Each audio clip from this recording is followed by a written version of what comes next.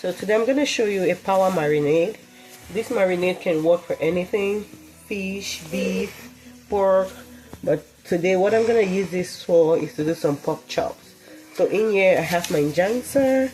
It's like African nut milk. I don't know what this is called precisely.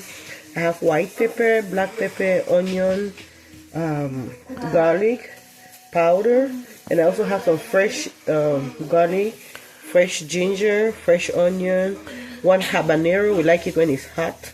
And over here we have some celery sticks, some spring onion or leeks, and we have parsley.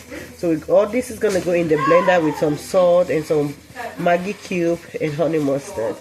I'll see you after this. Blending is oil. This is olive oil.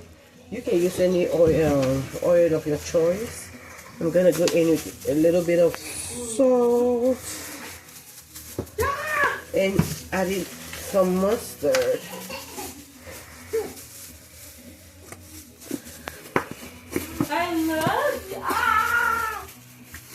And now this is ready to be blended.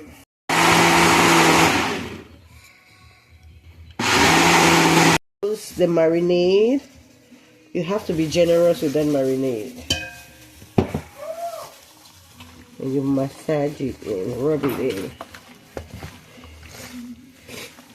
And mind you, you can adjust the marinade, the seasoning, to what works for you. The pork chop is fully marinated. Now we're going to leave it overnight.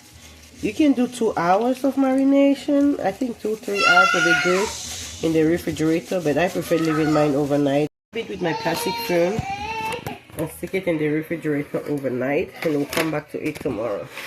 So see you guys.